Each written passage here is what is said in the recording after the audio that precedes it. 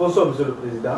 Oui, bonsoir, Monsieur Camara. Donc, depuis quelques mois, on a arrêté beaucoup de coups d'État en Afrique de l'Ouest, mais aussi en Afrique centrale. Hein.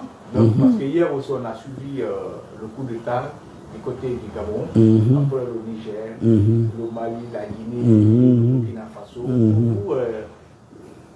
D'où ça coince? Où se trouve le problème? Bon, moi, je crois d'ailleurs le dénominateur commun dans tous ces putschs, c'est que ce sont des pays, franchement, qui sont des anciennes colonies françaises. On dirait que quelque part, il y a un virus qui a atteint les gens dans les pays francophones et qui nous oblige à entreprendre et à faire des coups d'État un peu partout.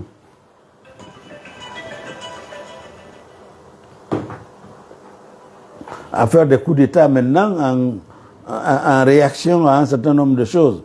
Vous savez, je crois que la culture des coups d'État, c'est simplement une sorte d'abord d'essayer de pouvoir mettre des choses en ordre, en fait, afin de pouvoir justement, comment on appelle, respecter les règles de la démocratie. C'est ce qui se dit.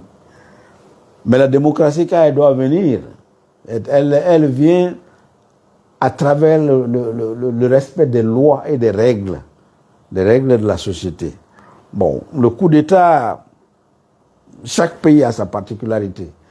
La Guinée fait son coup d'État parce que on a dit que le professeur Alpha Condé avait dévié et qu'il y avait des arrestations extrajudiciaires, ainsi de suite.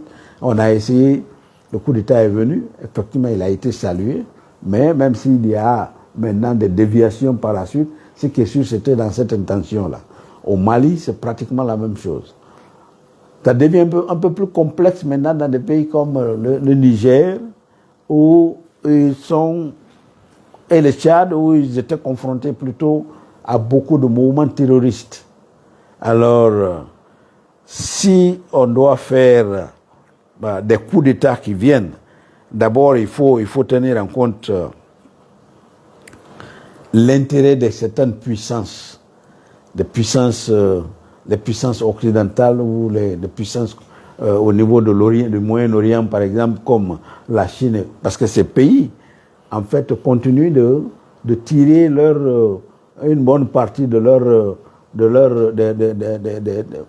des matières premières pour leur industrie de nos pays. Le Niger, par exemple, au niveau des centrales nucléaires que vous trouvez en France, sont alimentées à partir de l'uranium qu'il y a là. Alors, c'est ce jeu d'intérêts-là qui sont... L'intérêt de la France.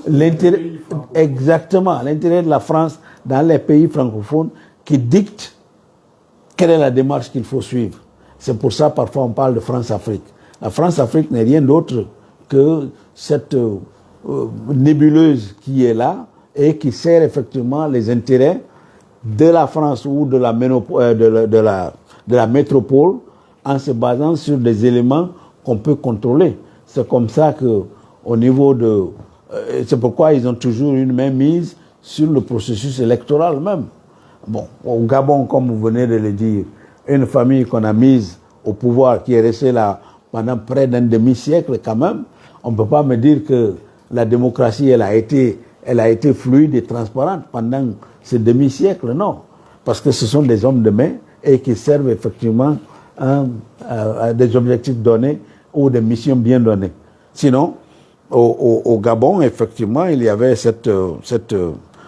comment on dit ça? Il y a des richesses, bien sûr. Il y a le bois, il y a le pétrole aussi au Gabon. Ils ont aussi des ressources minérales. Donc, l'un dans l'autre, moi, je pense que, en fait, les puissances sont toujours à côté et cherchent toujours à garder leur mainmise.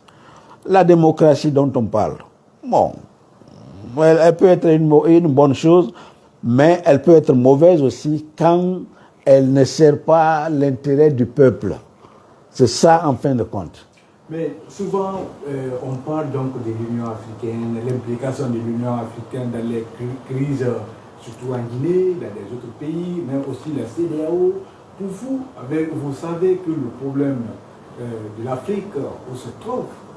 Mais souvent, on voit l'intention derrière les chefs d'État et la CEDEAO ou bien l'Union africaine là, donc on n'arrive pas du tout à essayer donc de stopper l'élan de ces chefs d'État. Et quand le coup d'État vient là-bas, est-ce qu'on peut se mettre à condamner les push? Ben, le problème, c'est que ceux-là même qui sont... Vous parlez de l'Union africaine, vous parlez de la CEDEAO. Si ce sont des chefs d'État qui sont en fait des marionnettes, qui viennent et qui doivent nécessairement rendre compte à ceux qui ont servi de backbone, si vous voulez, pour qu'ils soient dans cette position, ils seront obligés de faire semblant de faire ce qui est pour le peuple, alors qu'ils sont en train de travailler pour les maîtres qui sont derrière.